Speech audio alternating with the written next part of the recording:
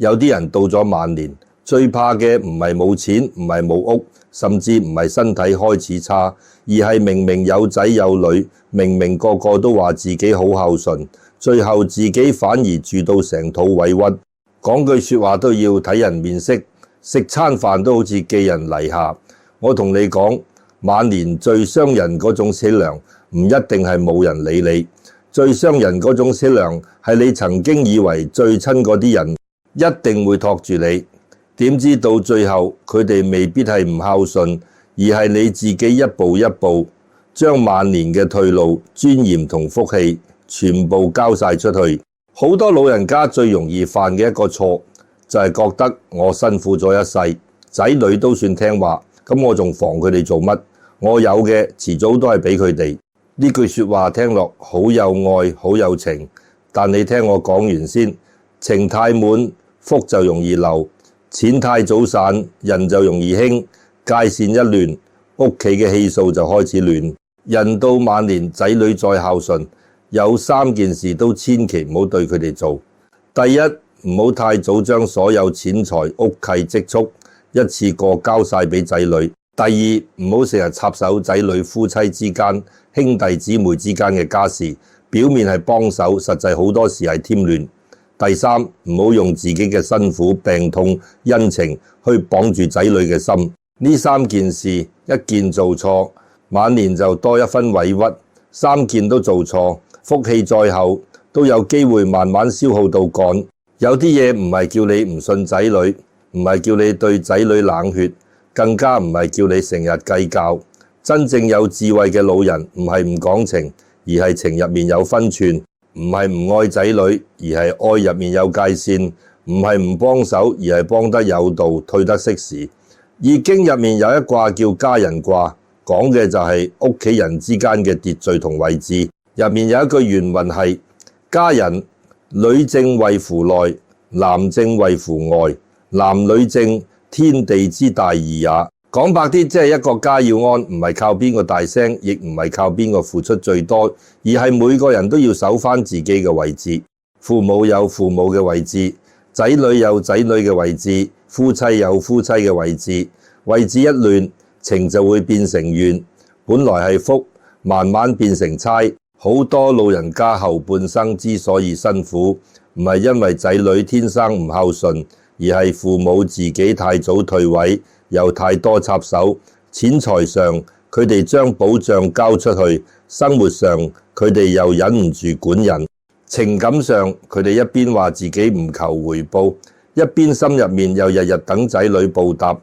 咁樣一來，自己辛苦，仔女亦有壓力，屋企人見面就多咗一種講唔出口嘅緊張。我識得一個荃灣阿姨，60幾歲，後生嗰陣真係好捱得。佢老公走得早，佢一個女人做過茶餐廳洗碗，做過工廈清潔，又幫人湊過細路。佢成日同人講：我呢世冇乜本事，唯一就係想2個仔女有啖好飯食，有間屋住，唔使好似我咁捱。佢有一個大仔，一個細女。大仔結婚早，生咗個孫，細女嫁得遠少少，但都算孝順，逢年過節都會返嚟食飯。外人睇呢個阿姨算有福，仔女齊全，孫又精靈，自己又有間細細地嘅樓。雖然唔係豪宅，但起碼晚年有瓦遮頭。問題就係阿姨心太軟，亦太怕孤單。佢成日覺得自己老咗，啲錢擺喺自己度都冇乜意思。萬一第日病咗，仲唔係要靠仔女？於是大仔結婚之後，佢就慢慢將自己大部分積蓄攞出嚟幫大仔供樓。後來又話橫掂呢間屋遲早都係留俾你哋，不如早啲安排清楚，免得到時你哋兄妹爭。呢句說話聽落好似好有遠見，其實一講出口已經埋低咗一粒爭執嘅種子。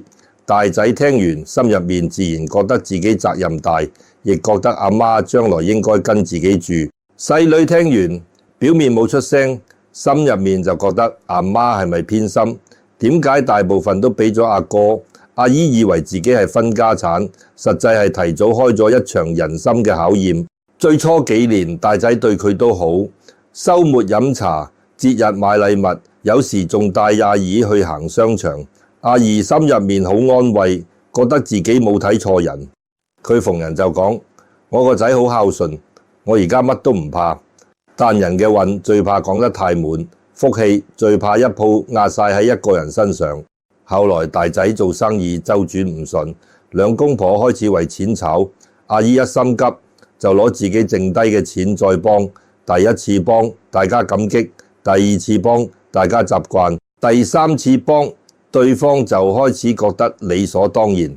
大仔老婆有時一句說話講得唔好聽，媽，你橫掂都係同我哋一齊住，啲錢擺住都冇用，幫自己屋企人有咩所謂？你聽到未？一個老人家最怕就係呢句，自己屋企人有咩所謂？好多晚年嘅委屈就係由呢句說話開始，因為一講自己人你就唔好意思拒絕，一講有咩所謂你就唔敢計清楚，一講第日我哋照顧你，你就將今日嘅保障慢慢放低。同一時間，阿姨又犯咗第二個錯，成日插手仔女家事。大仔同老婆吵架，佢一定出聲。細女同女婿有矛盾，佢又打電話去問。佢本意係好，想一家人和氣，但佢唔知夫妻之間嘅門，外人入得太深，就算你係父母，都會變成一陣風，吹到人哋間屋更加亂。有一次，大仔兩公婆為咗小朋友讀書問題吵得好犀利，阿姨聽到新抱講嘢大聲，就忍唔住講：你唔好成日逼我個仔啦，佢返工已經好辛苦。呢句一出，新抱塊面即刻黑晒，佢冇即場反駁，但之後成個月都唔多同阿姨講嘢。阿姨覺得委屈，心諗我都係為咗你哋好，但新抱心入面諗嘅係你住喺我屋企，仲要管我兩公婆點樣教仔。細女嗰邊都一樣，細女有一次同老公冷戰，返嚟同阿姨呻幾句。阿姨聽完，第二日就打電話俾女婿，叫佢讓下老婆，仲講咗幾句重話。結果細女返去更加尷尬，女婿話：你哋母女乜都同一陣線，我以後咩都唔講。本來只係夫妻之間一場小風波，因為阿姨插手變成兩個家庭之間嘅隔膜。去到呢個時候，阿姨開始覺得唔對路，大仔屋企住得唔自在，細女又叫佢唔好成日理咁多。佢心入面好苦，成日同街坊講：我辛苦供大佢哋，點解而家講多兩句都唔得？街坊安慰佢，叫佢睇開啲，但佢越諗越唔甘心。於是第三個錯又出現，就係用恩情同病痛去綁住仔女。佢開始成日同大仔講：我以前為咗你哋對手都做到變形，你而家連陪我食餐飯都冇時間。又同細女講：你嫁咗出去就唔記得阿媽啦，我第日病咗都唔知可以靠邊個。呢啲說話老人家講嗰陣係心痛，仔女聽嗰陣卻係壓力。講一次仔女可能內疚，講10次仔女開始怕，講到100次仔女就會想避。最令人心寒嘅係，有一晚阿姨真係唔舒服，打電話俾大仔。大仔嗰陣同客食緊飯，冇即刻聽，佢又打俾細女。細女湊住小朋友沖涼，遲咗半個鐘先覆。阿姨坐喺廳度望住自己以前儲錢買落嘅舊櫃，突然喊咗出嚟。佢覺得自己好似冇人要，但其實更深一層係佢發現自己已經冇乜退路。錢早就散咗大半，屋名義同安排都偏向大仔，感情因為多年怨氣同插手變得又近又刺。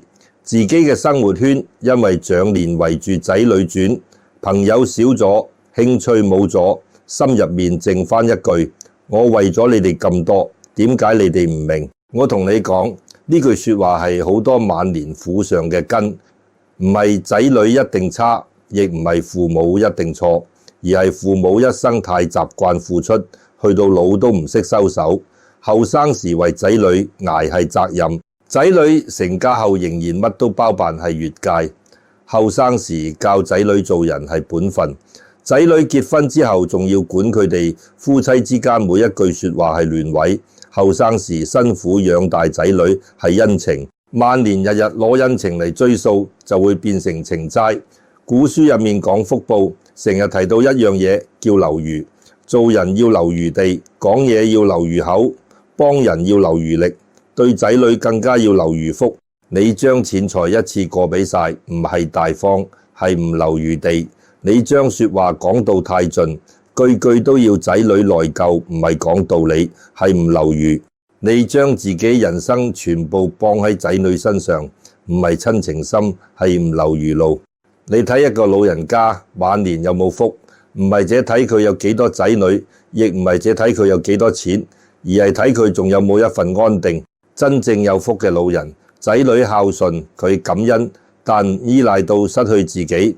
仔女忙，佢理解，但唔日日怨。仔女有難，佢可以幫，但唔好幫到自己冇晒底氣。仔女夫妻有爭執，佢可以聽，但唔好急住判官上身。相反，有啲老人家仔女明明唔算差，但佢自己心入面太驚，驚冇人理，驚錢唔夠，驚仔女唔記得自己，驚新抱女婿搶走仔女，驚孫唔親自己，驚到最後講嘢就變尖，面色就變苦，屋企氣氛就變沉。仔女返嚟探佢，本來想坐低食餐飯，結果一入門就聽怨氣，慢慢就小販。老人家又更加覺得仔女唔孝順，怨氣再重，形成一個惡回圈。所以人到晚年最要修嘅唔係叫仔女更加孝順，而係修自己一顆唔過度攬住唔放嘅心。你要明白，仔女孝順係福，但唔係你唯一嘅命根。錢財係身外物，但晚年嘅保障唔可以隨隨便便交晒出去。親情要珍惜，但親情唔可以變成控制；恩情要記住，但恩情唔可以變成勒索。荃灣嗰位阿姨後來點樣？佢有一次同一個舊街坊飲茶，個街坊同佢講咗一句好重嘅說話：你唔係冇仔女，你係冇咗自己。呢句說話好似一支針，刺醒咗佢。佢開始慢慢收返自己，唔再日日打電話查仔女做乜。大仔兩公婆嘈架，佢走入房，唔再即刻出聲。細女新老公，佢淨係聽，唔再打電話去教訓人。錢財方面，佢揾人重新整理清楚，至少留返自己醫療同生活嘅底線。最初仔女都唔習慣，覺得阿媽好似變冷淡咗，但過咗幾個月，屋企氣氛反而鬆反，新抱同佢講嘢自然咗，細女返嚟食飯都冇咁怕俾人問。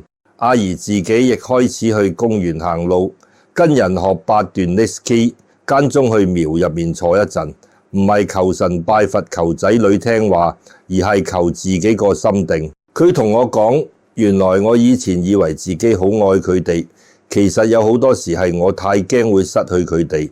你聽到呢度就要飲啖茶，慢慢諗。晚年嘅治療好多時唔係突然降臨，係一早由3件小事開始。錢財冇界線，家事冇界線，恩情冇界線，仔女再孝順都頂唔順父母長期冇界線。父母再辛苦都唔應該用自己嘅辛苦換取仔女一世嘅內疚。真正嘅晚年福報唔係你手上揸住幾多控制權，而係你放得啱，守得穩，退得有尊嚴。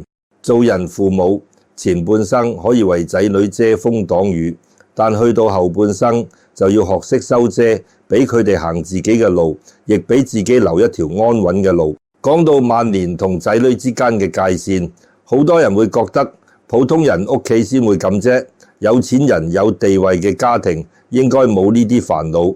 你真係咁諗就太天真啦。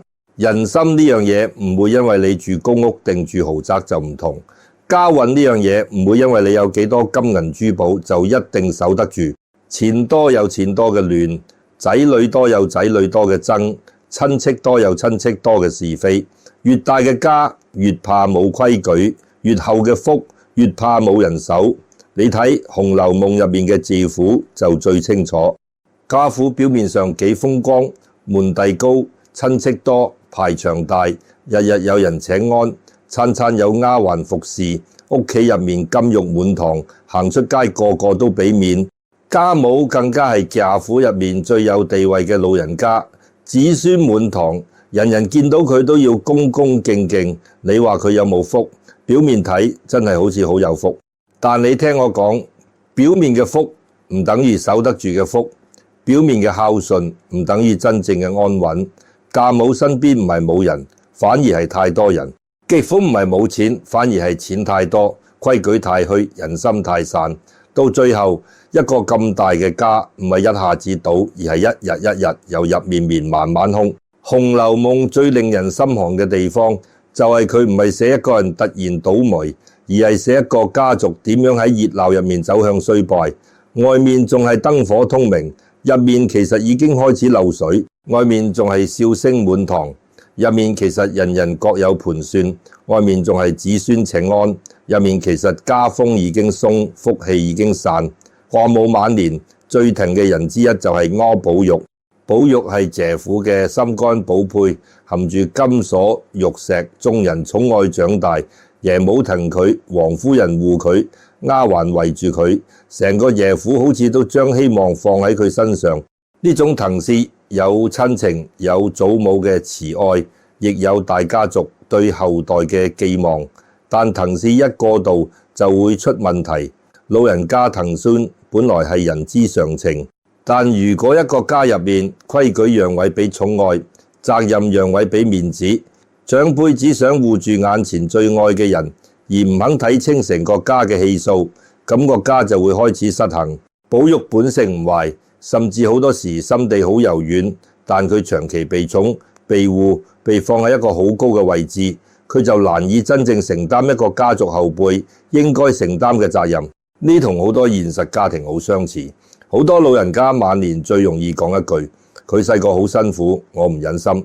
又或者佢係我最掛心嗰個，我唔幫佢邊個幫？結果就係邊個最弱，邊個最會喊，邊個最識黐住老人家，邊個就攞得最多關照。其他仔女口入面唔講，心入面會唔舒服。新抱女婿表面尊重，心入面會有刺。被偏愛嗰個仔女反而更加唔識長大。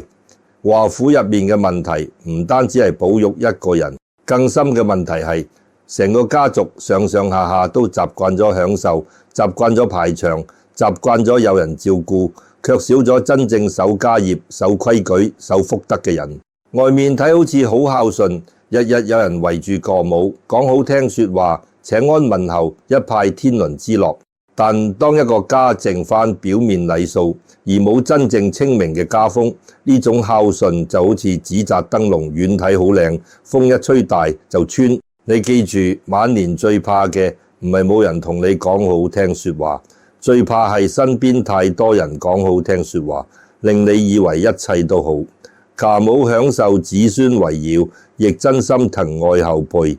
但一個老人家如果淨係留意邊個令自己開心，邊個識得哄自己，邊個陪自己熱鬧，而唔去睇邊個真正守規矩，邊個真正有擔當，邊個真正會為個家長遠着想，晚年就容易睇錯人，亦容易放錯福。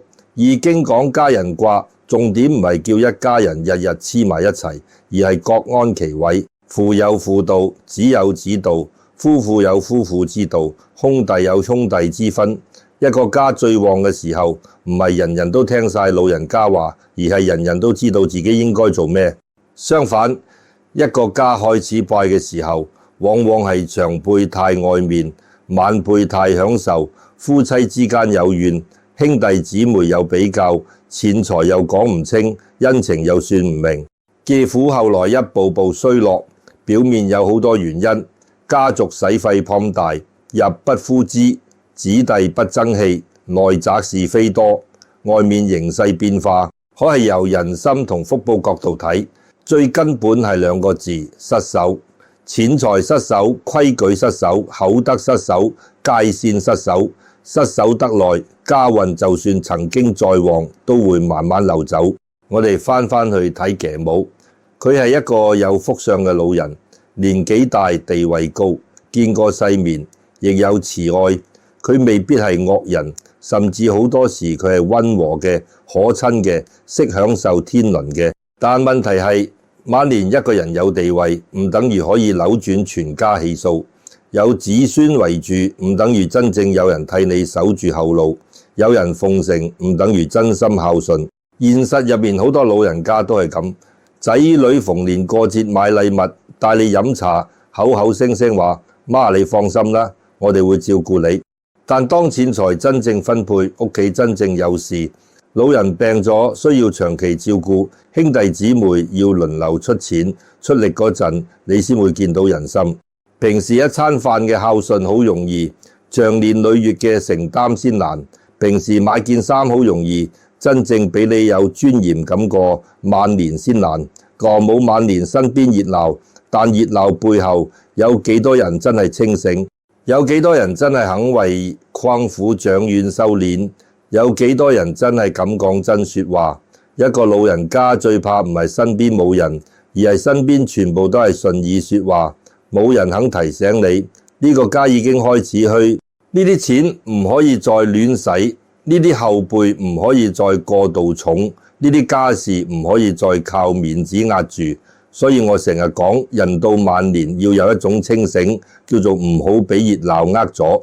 仔女日日返嚟，未必代表家運好；孫仔孫女圍住你笑，未必代表你晚年無憂；人人叫你一聲阿媽阿嫲婆婆，未必代表你可以乜都交出去。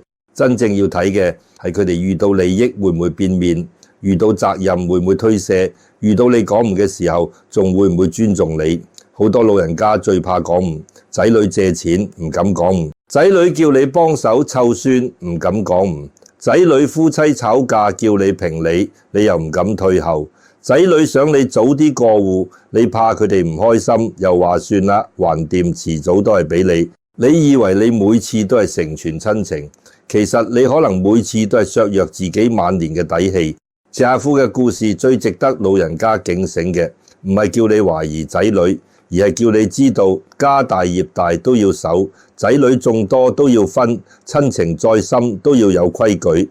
冇規矩嘅親情，最後會變成人情差；冇界線嘅付出，最後會變成怨氣；冇底線嘅疼愛，最後會養出無力承擔嘅後輩。民間相書有一種講法，老人家晚年嘅福氣往往會顯喺眼神同聲氣上。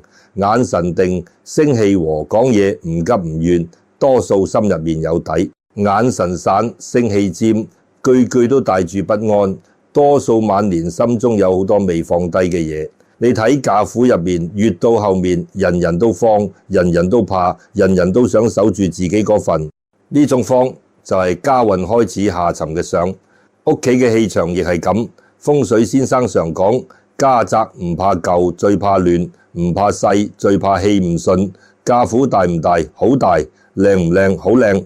但一個家如果人心亂、錢財亂、長幼秩序亂，再靚嘅宅都只係空殼。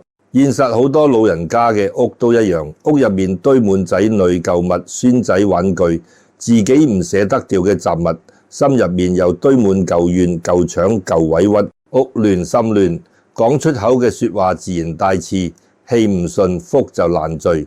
所以《紅樓夢》唔只係講兒女情長，亦係講一個家族點樣由盛轉衰。贾母坐喺最高嘅位置，見盡繁華，享盡孝順，但最後都阻止唔到氣數下行。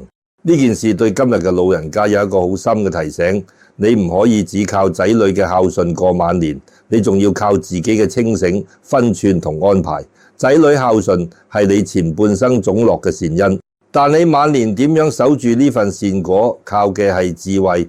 你太早交出錢財，善果會變成考驗；你太多插手家事，親情會變成壓力；你太常用恩情講數，孝心會變成負擔。到最後，仔女未必係唔孝順，但大家一見面就攰，一開口就怕，一講錢就傷感情，一講照顧就互相推。咁樣嘅晚年又點會唔擦亮？你要記住，晚年真正嘅福唔係有人日日圍住你轉，而係你唔需要靠控制別人，心都可以安。唔係仔女一定照你意思做，而係就算仔女有自己嘅人生，你都仲有自己嘅尊嚴。唔係屋企永遠冇爭執，而係你識得喺爭執入面退一步，唔將自己拖入每一場是非。賈府咁大，尚且會敗；賈母咁有地位，尚且擋唔住氣數。普通人更加要早啲明白，錢財要留底線，感情要留空間，說話要留口德。晚年唔係俾邊個付出最多，而係比邊個醒得最早，唔係比邊個仔女最多，而係比邊個心最穩，唔係比邊個屋企最熱鬧，而係比邊個臨到老都仲守得住自己一份清明。好多老人家後悔，就後悔喺太遲先明白。早幾年明白，錢未散晒，關係未傷透，身體未拖垮，屋企仲有得調。遲幾年先明白，可能已經住喺仔女屋企講唔到話，自己銀行戶口冇底氣，想搬走冇能力，想開口又怕人嫌，嗰陣先醒，就真係心酸。所以你今日聽到呢度，唔好覺得呢啲故事離你好遠。荃灣阿姨係普通人，老母係大家族嘅老人，一個細家庭，一個大宅門，表面差好遠，但背後同一個道理。晚年最重要嘅唔係將自己全部交出去，而係守住最後一重福。愛仔女要愛得有分寸，信仔女要信得有底線，幫仔女要幫得唔傷自己，疼孫仔要疼得唔亂家風。有啲老人家以為自己退到冇晒要求，仔女就會更愛自己，其實唔係。你冇底線，人哋未必更珍惜你，反而有機會慢慢習慣你嘅疾生。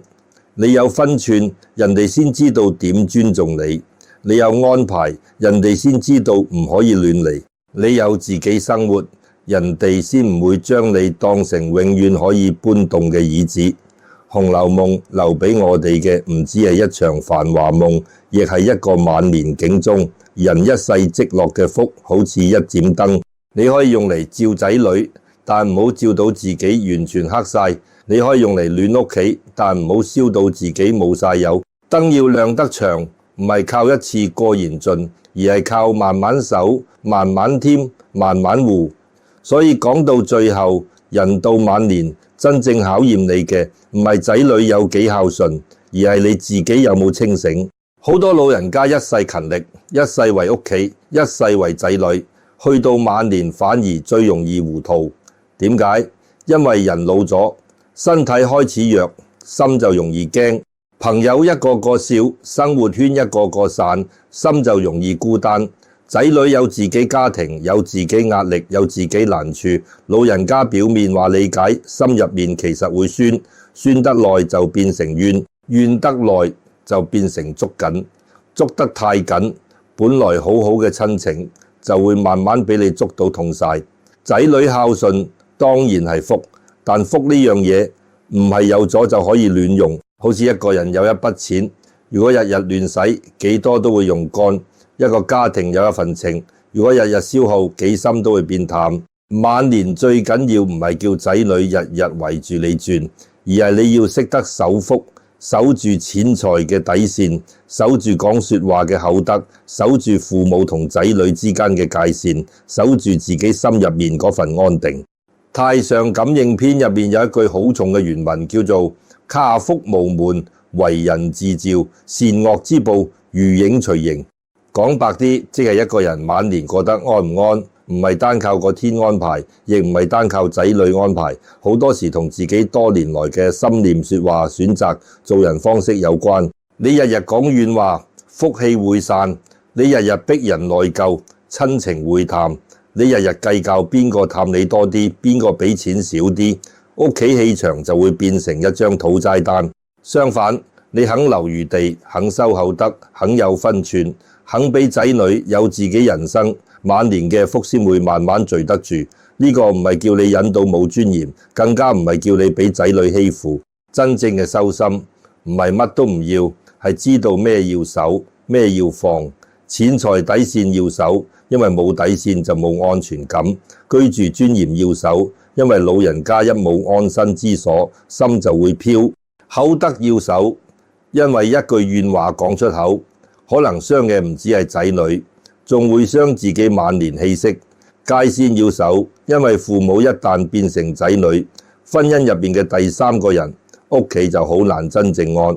商書入面有一種睇法，話人晚年嘅福相，好多時唔係單單睇鼻高唔高、耳厚唔厚，而係睇眼神定唔定、面色柔唔柔、講說話有冇一種安穩氣。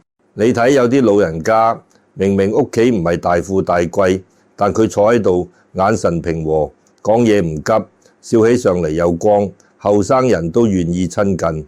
點解？因為佢心入面少怨、少控制、少追數。佢唔係冇捱過苦，而係捱過苦之後冇將啲苦變成刀，日日吉向仔女。相反，有啲老人家一開口就苦，一見仔女就怨，一講往事就數舊腸，眼神入面冇安，聲音入面有尖氣，面色自然慢慢沉。你話係咪玄學？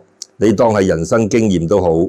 一個人心入面長期有怨，身上氣場一定唔同。屋企長期有怨，家宅氣口一定唔順。仔女返嚟，本來想坐低飲杯茶，點知一開門就覺得壓抑，聽兩句就想走。老人家又覺得仔女冷淡，怨氣再重，咁樣轉落去，晚年點會唔苦？風水古籍講家宅，成日重視一個氣字。陽宅三要一類嘅陽宅書，最重視門主咒，講嘅就係一間屋嘅氣口，主人安身之位，飲食生養之源。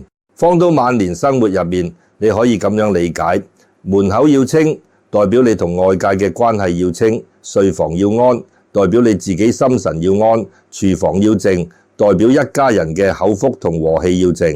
如果老人家屋企門口堆滿雜物，床底塞滿舊嘢，廚房長期弄糟，屋企人一見面又成日講舊怨，咁就算仔女有心孝順，都好容易被呢股沉氣拖住。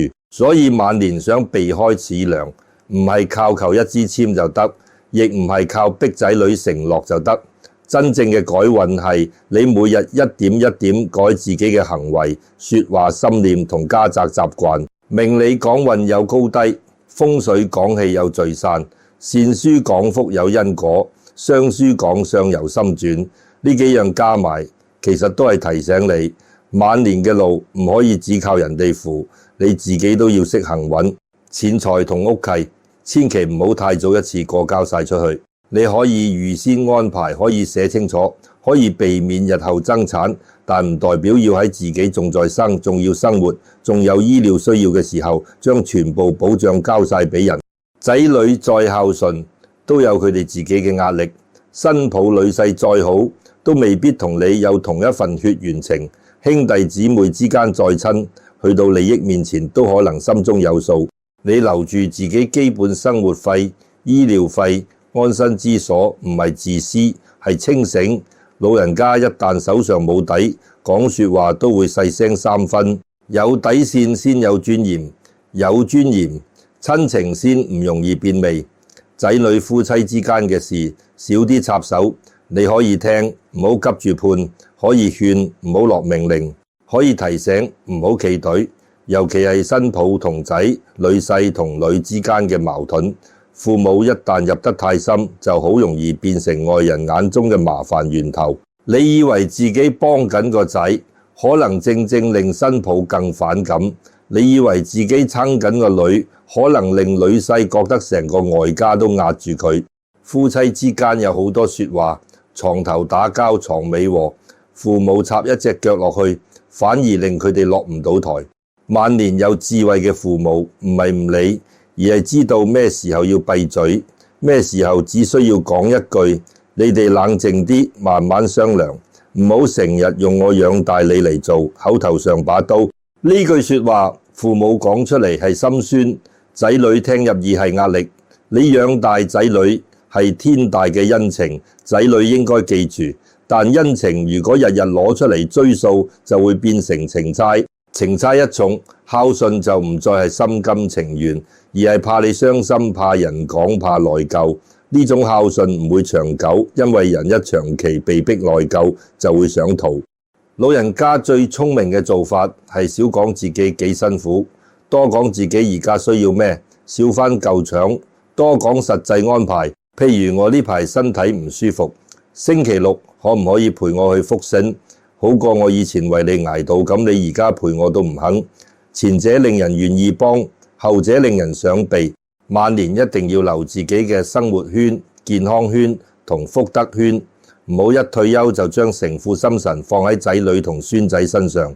你要有幾個可以飲茶傾偈嘅朋友，要有每日散步、拉筋、打8段 Nesca 嘅習慣，要有自己讀書、聽經、拜神、行善、做義工或者種花養草嘅小天地，你有自己嘅生活，仔女先唔會覺得你成個人壓喺佢哋身上。你有自己嘅精神寄託，唔會因為仔女遲覆一個電話就成晚瞓唔着。你有自己嘅健康管理，亦唔會將所有焦慮變成對仔女嘅埋怨。每個月做一件唔求回報嘅善事，唔一定要大錢，唔一定要上香大排場，可以係幫鄰居老人家買一次餸，可以係見到人有難講一句好說話，可以係捐少少米少少錢，可以係少鬧一個人，可以係原諒一件小事。民間善書最重視陰德，陰德唔係做俾人睇，係你心入面種一粒善因。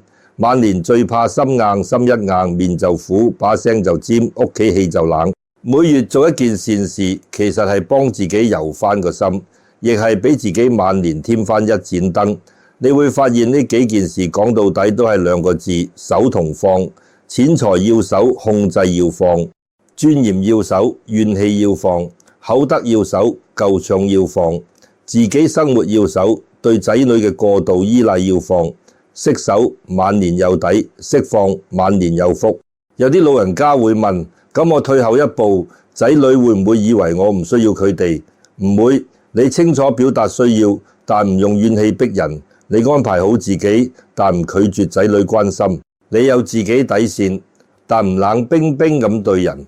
呢種老人家反而最令人尊重，因為佢唔係黐住人吸氣，亦唔係孤傲到乜都唔要，而係親情入面有溫度，溫度入面有分寸。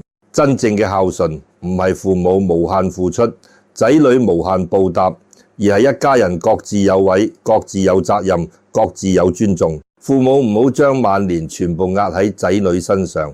仔女亦唔好將父母當成隨時可用嘅資源，大家都守住呢條線，屋企先會安，福氣先會聚。人到晚年最怕嘅唔係老，係老而不醒；最怕嘅唔係仔女忙，係自己將仔女嘅忙解讀成唔孝順；最怕嘅唔係錢少，係錢散晒之後連尊嚴都散；最怕嘅唔係孤單，係為咗怕孤單，用怨氣將身邊人越推越遠。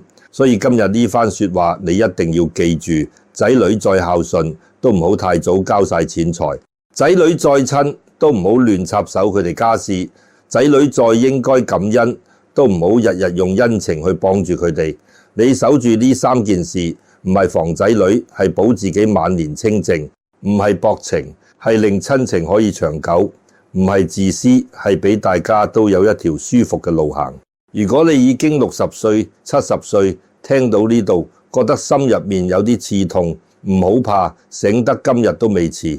錢財未清楚就慢慢整理，說話太多怨就今日開始少一句。仔女家事插手太深，就由下一次開始退半步。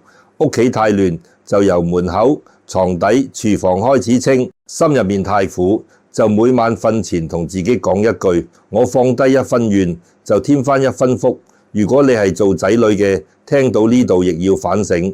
父母老咗，有時講嘢重，未必係想控制你，可能係佢驚；有時重複講舊事，未必係想逼你，可能係佢孤單。你可以守自己家庭界線，但唔好忘記俾父母一份安定。孝順唔一定係日日陪，係你講到做到。孝順唔一定係俾最多錢，係你令老人家覺得有尊嚴。一個家最有福嘅樣，唔係完全冇矛盾，而係長輩識收，晚輩識敬，父母識放，仔女識念。錢財講清楚，說話留餘地，有事商量，無事問候，近得有溫度，遠得有分寸。咁樣嘅家，就算唔係大富大貴，都會有一種安穩嘅氣。如果你聽到呢度，覺得呢番說話對你有少少提醒，記得幫我讚個讚，訂閱呢個頻道，亦可以分享俾身邊有緣人。可能你一個小小動作，就係幫一個老人家少行一段冤枉路，亦可能係提醒一個家庭重新守翻應有嘅分寸。如果你願意由今日開始守住晚年福氣，少一分怨氣，多一分清醒，就喺評論區留低一個手字。願我哋一齊善念共振，守住自己嘅心，守住屋企嘅和氣，守住人生最後一段路嘅安穩同福報。